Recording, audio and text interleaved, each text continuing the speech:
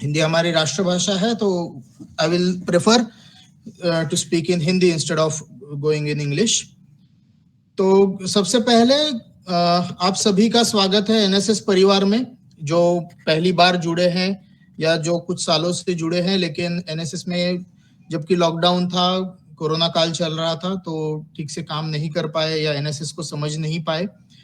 लेकिन जैसे हमारे कोऑर्डिनेटर बुधेंद्र कुमार सिंह साहब आए हुए हैं, तब से एनएसएस ने थोड़ा सा हम बोल सकते हैं कि एक स्पीड पकड़ लिया है। तो डेफिनेटली इसका आगे जाके आप सभी को फायदा होगा। एनएसएस के बारे में एक ब्रीफ इंट्रोडक्शन देना चाहता हूं कि NSS is national service scheme, राष्ट्रीय सेवा योजना। हमारा जो मोटो है, not me but you, Hindi में स्वयं से पहले आप। पूरे भारतवर्ष में लगभग हमारे 30 लाख के आसपास हमारे वॉलेंटियर्स हैं अभी पूरे भारतवर्ष में। और बिहार की अगर बात करें तो बिहार में लगभग हमारे 50,000 से 60,000 के बीच हमारे वॉलेंटियर्स हैं, अलग अलग यूनिवर्सिटीज, अलग अलग कॉलेजेस में। तो इस एनएसएस का जो फायदा है ये मैं आपको बताना चाहूंगा, क्योंकि बहुत सारे लोग जो है वो एनसीसी के बारे में जानते हैं, स्काउट्स के बारे में जानते हैं, स्काउट एंड गाइड्स के बारे में जानते हैं, लेकिन एनएसएस के बारे में बहुत कम लोगों को जानकारी रहती है। जबकि ये इक्विवेलेंट टू एनएसएस है, सॉरी एनसीसी है, इक्विवेलेंट टू एनसीसी है ये एनएसएस। जैसे एनसीसी 2 साल का रहता है, ये भी 2 साल का रहता है। और इसमें अभी नई जो ऊंचाइयां एनएसएस के माध्यम से तय की जा रही है, उसमें एक सबसे बड़ी जो बात है कि एनएसएस जो है भारत का एकमात्र सिविलियन कॉन्टिजेंट है जो राजपथ पे चलता है। 26 जनवरी की जो परेड होती है उसमें एनएसएस का एकमात्र कॉन्टिजेंट है जो राजपथ पे चलता है।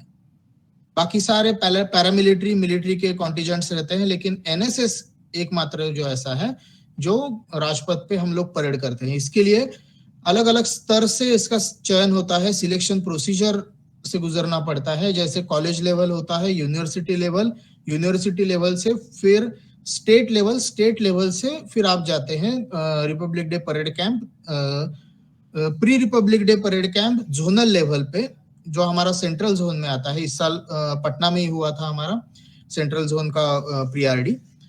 ऐसे जोनल लेवल पे जाएगा, जोनल लेवल से स्क्रूटिनाइज होके वो लोग जो सिलेक्ट होंगे वो जाएंगे दिल्ली में आरडी परेड कैंप में, रिपब्लिक डे परेड कैंप में। तो ये बहुत एक प्रेस्टिजियस हमारा प्रोग्राम है, एक कैंप है। इसके अलावा एनएसएस जो है आपको नेशनल लेवल की बहुत सारी अपॉर्चुनिटीज प्रोवाइड करता है। आज ही कुछ लोगों को शायद फोन आए होंगे कि एनआईसी कैंप के लिए कुछ दिन से आपके यहाँ पे सिलेक्शन चल रहा था एनआईसी कैंप के लिए, नेशनल इंटीग्रेशन कैंप, जो भारतवर्ष में अलग अलग राज्यों में होता है। ये नेशनल इंटीग्रेशन कैंप जो होता है, इसमें अलग अलग राज्यों से एनएसएस वॉलेंटियर्स एक जगह इकट्ठा होते हैं और उसके बाद एक दूसरे के बीच उनका कल्चरल एक्सचेंज होता रहता है। अलग अलग कल्चरल परफॉर्मेंसेस वो देते हैं। हर राज्य अपने अपनी कला, अपनी अपनी संस्कृति उसमें दिखाती है। तो ऐसा एक होता है, वो नेशनल इंटीग्रेशन कैंप होता है। दूसरी जो रेगुलर एक्टिविटीज तो हमारी चलती रहती है, बहुत सारे नए नए प्रोग्राम्स जुड़ रहे हैं, जैसे पोषण पखवाड़ा हुआ, स्वच्छता पखवाड़ा हुआ, ऐसे हजारों हमारे एनएसएस के जो रूटीन प्रोग्राम है वो तो चलते ही रहते हैं। उसके अलावा एक हमारा जो मेन रहता है वो है स्पेशल कैंप, जो 7 दिन का रहता है। ये 7 दिन का जो स्पेशल कैंप है, ये कैंप की आपको खासियत बताता हूं। ये जो 7 दिन का कैंप होता है, ये 7 दिन में आपको एक दूसरे को जानने का एक बहुत अच्छा मौका मिलता है और सोशल सर्विस का एक बहुत अच्छा मौका मिलता है। अलग अलग थीम्स पे ये कैंप ऑर्गेनाइज होते हैं कि जैसे इसमें एक मैंडेटरी है कि आपको ये कैंप आपके एडॉप्टेड विलेज में करना है। ये एक मैंडेटरी होता है, या इधर आप अगर कॉलेज में कर रहे हो तो उसकी आसपास की कोई स्लम एरिया है या कोई बस्ती है जो आपको अडॉप्ट करनी है और वहां पे आपको ये 7 दिन में अपना काम करना है। तो उसमें अलग अलग प्रोग्राम्स रहते हैं, जैसे हेल्थ चेकअप करता है कोई, आई चेकअप करता है कोई, पल्स पोलियो का वहां पे प्रोग्राम चलाता है। अभी पिछले कुछ सालों, 1-2 सालों में हमारे यहाँ पे कोविड टेस्टिंग का कुछ लोगों ने कैंप में काम करवाया। वहाँ पे स्थानीय जो गांव वाले थे उनका कोविड टेस्टिंग का काम, कोविड चेकअप का काम हुआ। ऐसे बहुत सारे थीम्स के ऊपर ये काम होता है। फिर उसमें ट्री प्लांटेशन आता है। ऐसे कुछ अलग अलग तरीके के इसमें प्रोग्राम्स ऑर्गेनाइज होते हैं।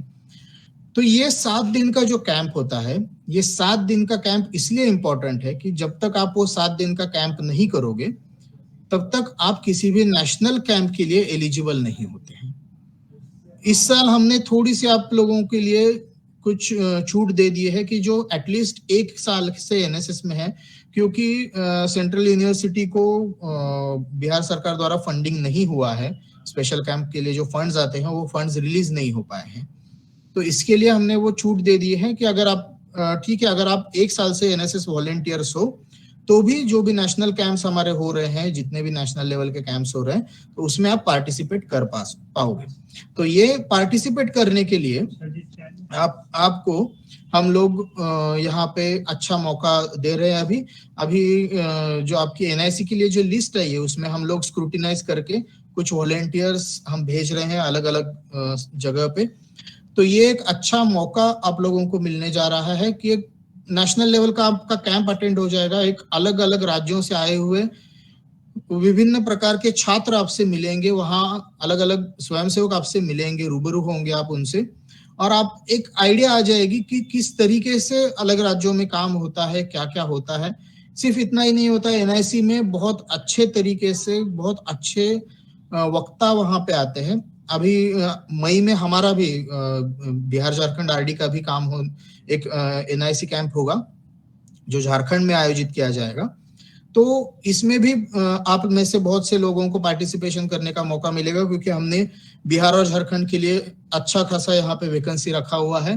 तो आप लोगों में से बहुत से लोगों को उसमें भी आने का मौका मिलेगा। वहां तो हम लोग एक दूसरे से मिलेंगे जरूर। तो इसमें ये जितने भी आपको कैंप्स करने का मौका मिलेगा, जैसे ये तो एनआईसी और प्री आरडी की बात हुई, एक यूथ फेस्टिवल आता है हर साल। यूथ फेस्टिवल में लगभग पूरे भारतवर्ष से 1000 एनएसएस वॉलंटियर्स वहां पे जाते हैं, पूरे भारतवर्ष से। तो हर स्टेट से लगभग 50-60 वॉलंटियर्स वहां पे उनको जाने का मौका मिलता है। और ये लगभग 3 से 5 दिन का रहता है हर साल, अलग अलग उसमें थोड़े से चेंजेस होते रहते हैं, लेकिन मोस्टली ये 3 या 5 दिन का रहता है यूथ फेस्टिवल, जिसमें वैसे देखा जाए तो पूरे भारतवर्ष से लगभग 5000-4000 युवा उसमें सम्मिलित होते हैं, अलग अलग राज्यों से, अलग अलग भाषा बोलने वाले, अलग अलग जगह से ये सब लोग आते हैं वहां पे। तो ये जो सारे लोग आते हैं एक दूसरे के साथ घुल मिल जाते हैं, कल्चरल एक्सचेंज होता है, भाषा सीखने का मौका मिलता है, उनके ट्रेडिशनल्स आप लोगों को पता चलते हैं, और एक अच्छा एक्सपोजर मिल जाता है आपको भी कहीं बाहर जाने का। और ये सारा जो बाहर जाने आने का सब जो खर्चा है ये भारत सरकार करती है। आपको इसमें हालांकि पहले टिकट परचेस करना पड़ता है आने जाने का, उसको रिएम्बर्स कर देती है भारत सरकार। तो ये एक अच्छा मौका आपको एनएसएस के माध्यम से मिलता है। तो डेफिनेटली आप लोग एनएसएस में जब तक रहोगे, 2 साल का एनएसएस रहता है, 120 आवर्स ये रहता है per year, 120 hours per year, दोनों मिला के 240 घंटे का ये एनएसएस का काम करना रहता है।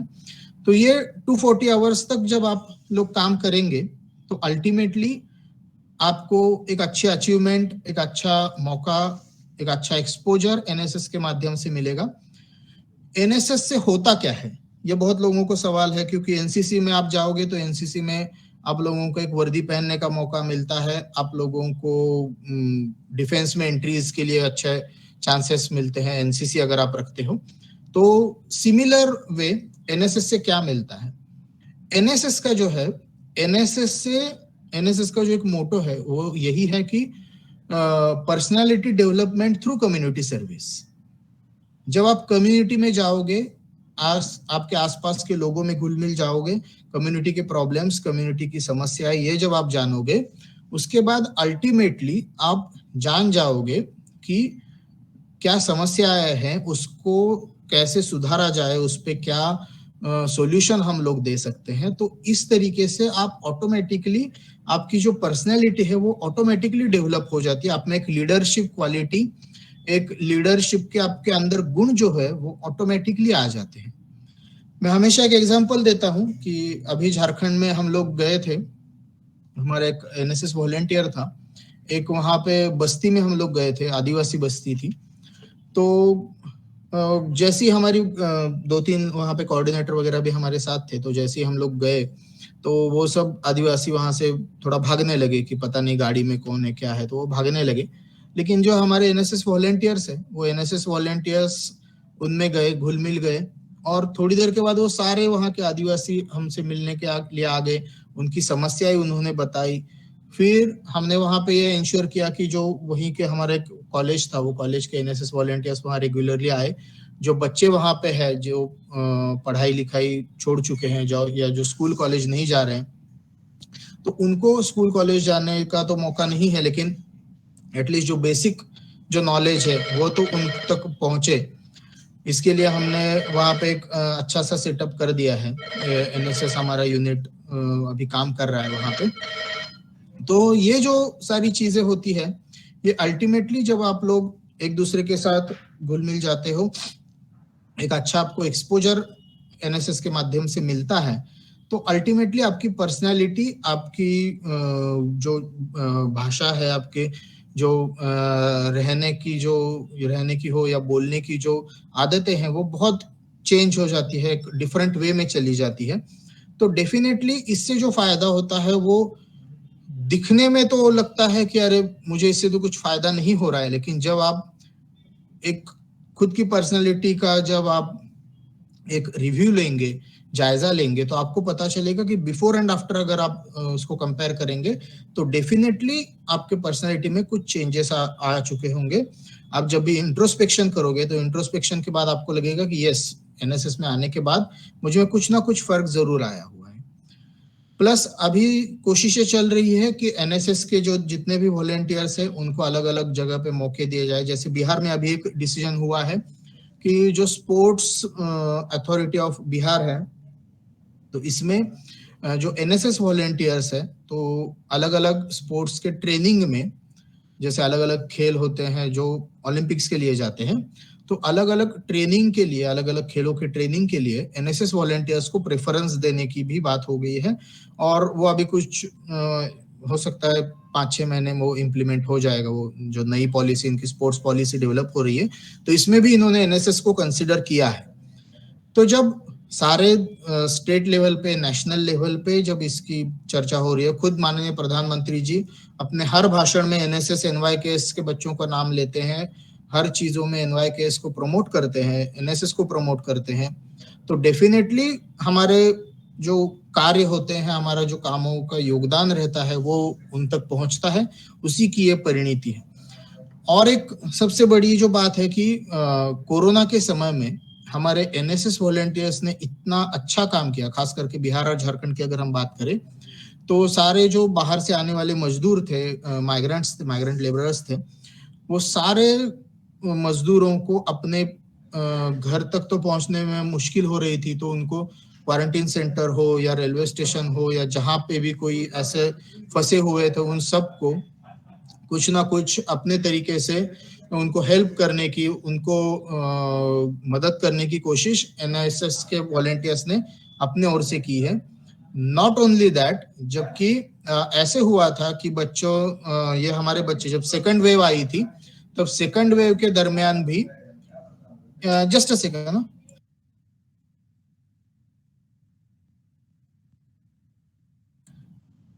इवन सेकंड वेव जब आई थी, तो सेकंड वेव के दरमियान भी हमारे जो एनएसएस वॉलेंटियर्स है, इन्होंने हर जगह पे ऑक्सीजन सिलेंडर्स अवेलेबल करवाना, मेडिसिन अवेलेबल कराना।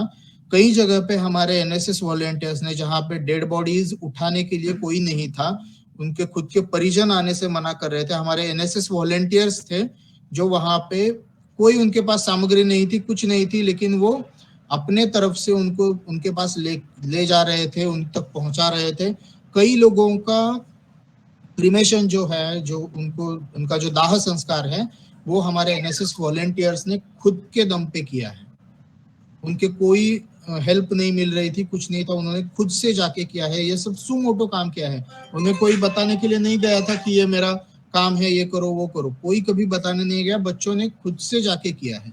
तो जब इतना सब कुछ ये बच्चे करते हैं तो जो उनको एक एक्सपोजर मिलता है, उन्हें जो दिल से खुशी मिलती है कि आज मैंने कुछ अच्छा काम किया, हमारे समाज के प्रति हमने कुछ किया, तो डेफिनेटली ये आपको एक दिल के अंदर एक सुख देता है, आपको समाधान मिलता है कि चलो मैंने आज हमारे अपने देश के लिए, अपने समाज के लिए कुछ किया।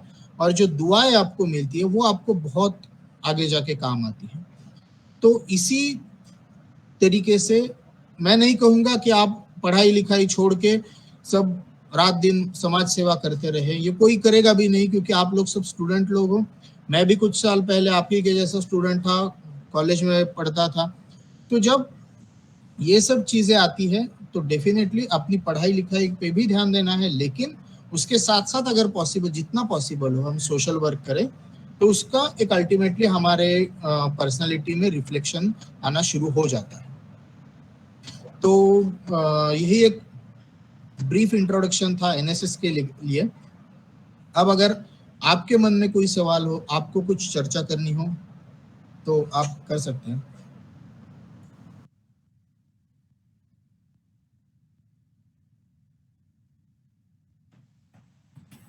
सर, जनरली जो बच्चे हैं वो बच्चों के मन में ये सवाल आता है कि जो जैसे जनरल ओरिएंटेशन जैसे आपने दिया और जो स्पेशल कैंप्स जो लगते हैं, उस स्पेशल कैंप्स के दौरान किस तरह की एक्टिविटी वहाँ पे टेकअप की जाती हैं, ये सारे जो डाउट्स होते हैं वो हमेशा बच्चों के मन में रहते हैं। तो इसके बारे में अगर कुछ आप एलोबरेट करें तो इनको थोड़ा सा आइडिया लगेगा। ओके, स्पेशल कैंप जो होता है, स्पेशल कैंप हमारा 7 दिन का रहता है।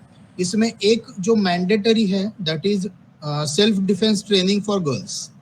लड़कियों को सेल्फ डिफेंस का एक ट्रेनिंग उसमें मैंडेटरी रहता है। प्लस ब्लड डोनेशन कैंप इसमें रहता है कि जो बच्चे हैं उनको जो अपना स्वेच्छा से ब्लड देना चाहता है, ऐसे नहीं कि किसी को जबरदस्ती पकड़ के लेके गए और अभी खून दो, ऐसे नहीं, जो स्वेच्छा से ब्लड खून देना चाहता है वो ब्लड डोनेशन और सेल्फ डिफेंस ये मैंडेटरी है। इसके साथ साथ और एक मैंडेटरी है, that is tree plantation.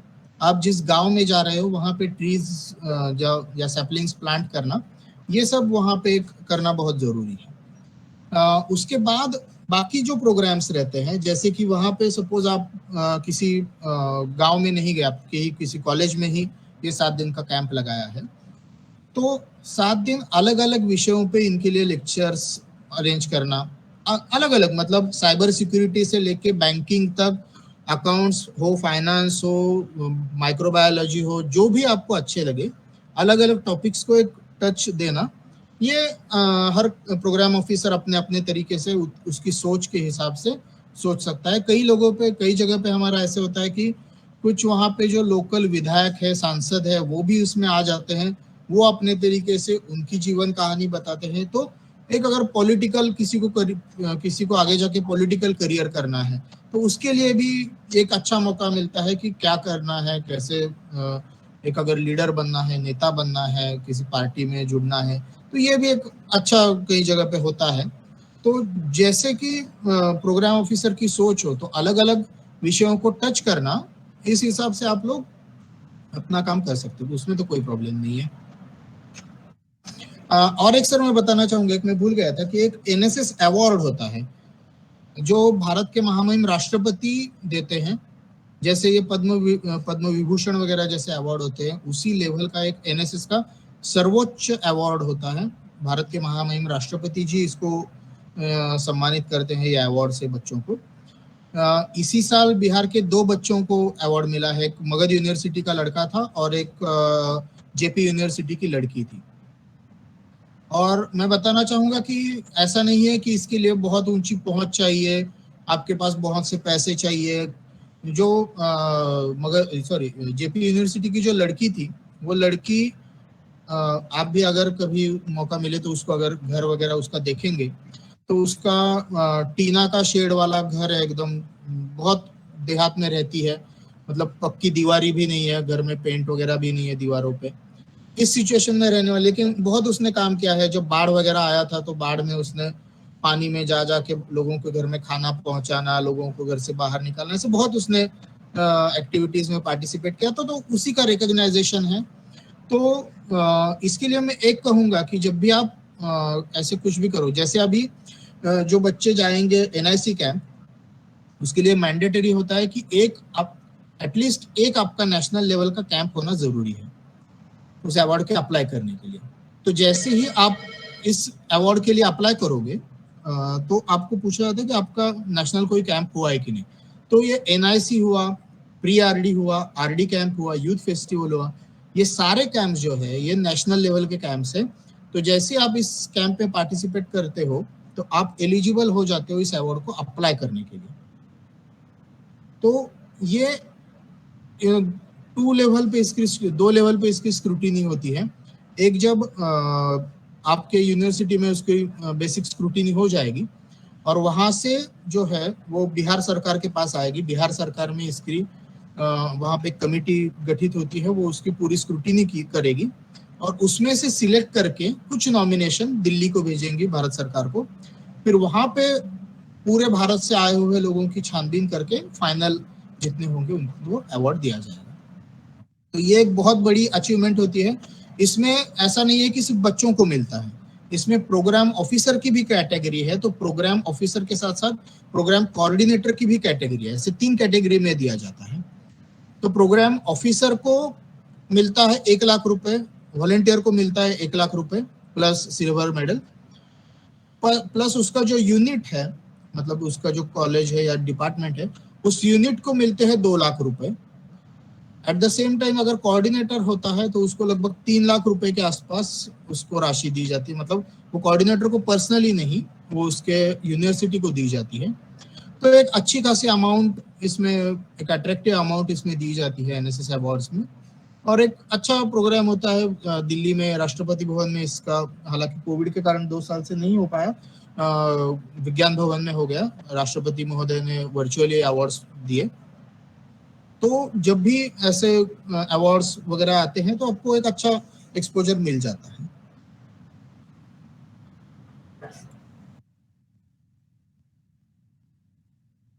Sir आपका माइक म्यूट है सर।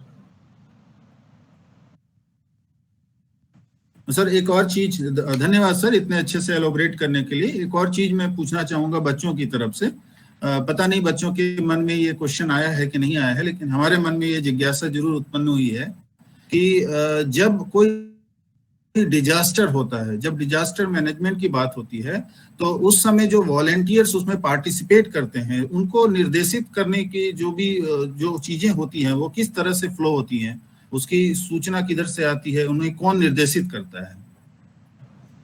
सर जैसे कि मैंने कहा कि कोविड में हमने बहुत अच्छा काम किया था एनएसएस ने। तो कोविड के दरमियान सारे जिलाधिकारियों के पास एनएसएस के उस जिले में जितने वॉलेंटियर्स हर एक यूनिवर्सिटी के हैं, उनके सारे के कॉन्टैक्ट नंबर्स दिए गए थे। जो आप रजिस्ट्रेशन भेजते हैं तो उसका रजिस्ट्रेशन का लिंक करके उसको डिस्ट्रिक्ट वाइज डिस्ट्रीब्यूट करके हमने जितने भी जिलाधिकारी है उनको सर्कुलेट किया था।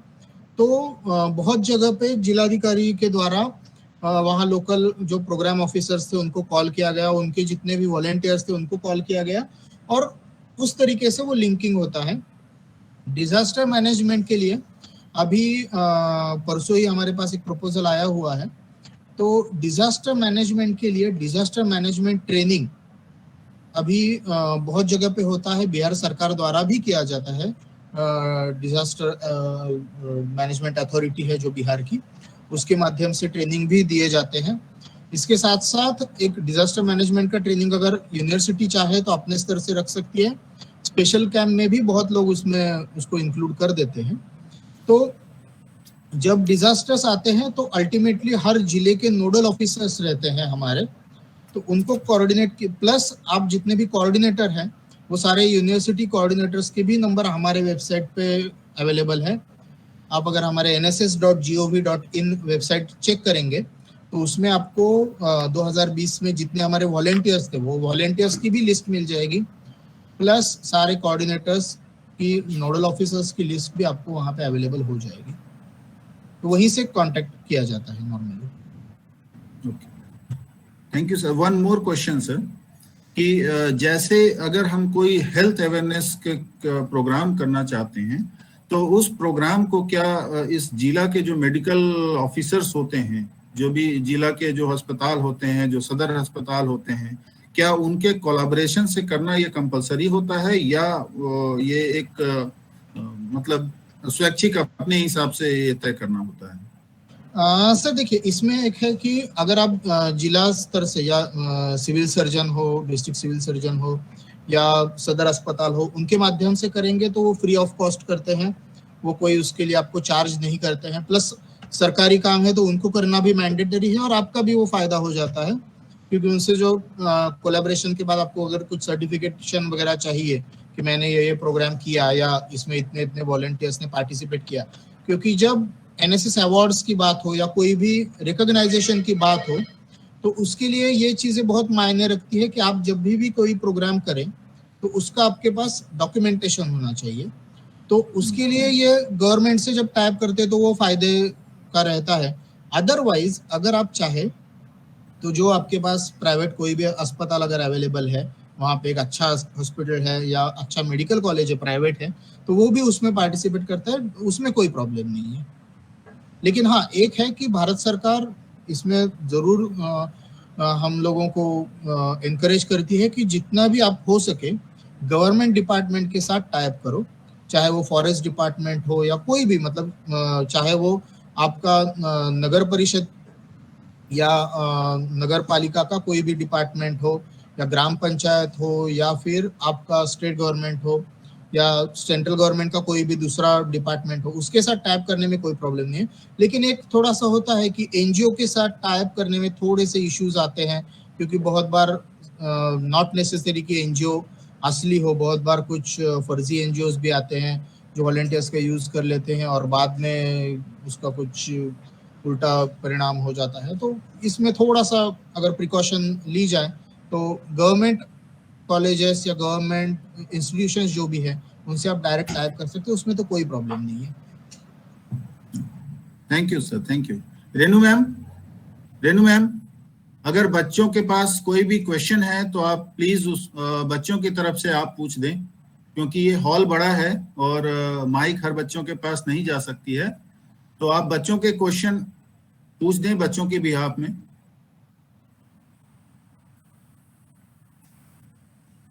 Okay sir, okay sir.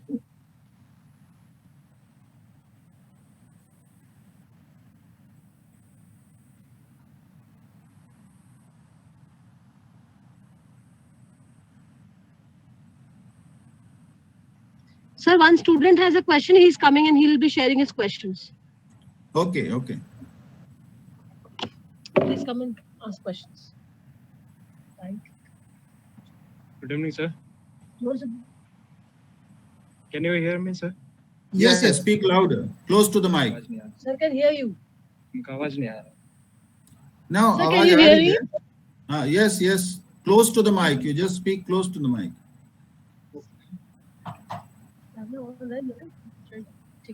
So basically, I just want to ask this question, sir. Who can recommend for award, sir? Who can recommend our name for the award? The first procedure, that is you have to apply, and you have to apply in given format, and you have to submit it to your university. And after scrutinizing at basic level and after comparison between the awards that university has received, university will send nominations of 2 male and 2 female volunteers. So it's basically the university where you have to submit your applications or your files to the for applying NSS awards.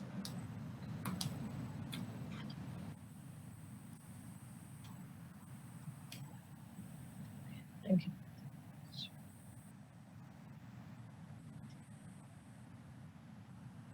Thank you, sir. Sir, as of now, what I can see that Budhen sir, with your Yes, kind yes, permission, I would just like to thank Piyush sir, because what I can see among the audience is that they are very crystal clear. जैसा कि आपने बताया about the awards, the monetary awards, the social recognition, the presidential awards, and in fact, sir, you were making a comparative analysis between NCC and NSS, as I have been an NCC cadet, a C certificate holder. So I was just thinking that equal amount of recognition, equal amount of benefits are there in NSS also. Yeah. So I'm sure students are very much clear and they may be thinking, okay, now next is to just go and grab those awards with n amount of contributions that you have just quoted, that, you know, somebody from Magad University and then one girl Yes, from right. JP also. Yeah. So it's not that anybody, no, it's just the hard work and the dedication which is required. And ultimately, the award is there in front of you. Just running after the awards and not doing anything will not help out. So it's the commitment which is required, and I'm sure this is, sir, we can promise you very soon we'll be getting the presidential awards. Yeah, very good, very good. I will be the most happiest person. Yeah. And one Thank thing, you. and We are one thing I just working. forgot. Yeah. मैं एक चीज बोलना भूल गया. That is ji.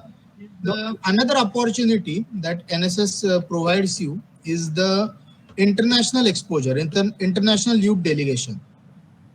Every year, near about 1,000 volunteers and youth selected from across the country visited, I think, around 60 to 80 countries of the world. अलग अलग countries में ये विजिट्स होती है. एक यूथ डेलीगेशन जाता है जिसमें आप भारत सरकार को रिप्रेजेंट करते हो इंटरनेशनल लेवल पे. और उसके लिए जो है, उसके लिए एक बहुत सिंपल क्राइटेरिया है और बहुत ही आसान है. उसमें अगर आप देखेंगे कभी भी, एक आई थिंक 4 लाइन का एक फॉर्म आता है, सॉरी 4 पेजेस का एक फॉर्म आता है. बहुत सिंपल होता है.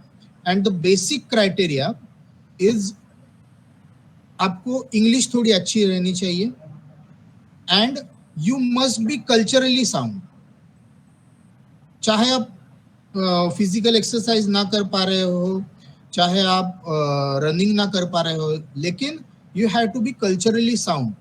मैं एक एग्जांपल देना चाहूंगा. मैं जब इसके पहले उड़ीसा में पोस्टेड था, तो वहां पे एक लड़की थी and she belongs to very interior place of some, I think Mayurbhanj district, which is tribal area, completely tribal area. तो उस लड़की को थोड़ा बहुत इंग्लिश वो जानती थी, लेकिन वो आरडी कैम्प में सिलेक्ट होके आई थी. आरडी कैम्प में उसने बहुत अच्छा परफॉर्मेंस दिया और उसी के बेसिस पे आरडी कैम्प में जो बच्चे जाते हैं उनका एक परफॉर्मेंस रहता है भारत के महामहिम राष्ट्रपति जी के आवास पे, प्रेसिडेंट हाउस में एक परफॉर्मेंस होता है, और दूसरा परफॉर्मेंस रहता है हमारे जो प्रधानमंत्री जी हैं उनके हाउस में एक परफॉर्मेंस रहता है, कल्चरल परफॉर्मेंस. तो उसमें वो लड़की ने पार्टिसिपेट किया था.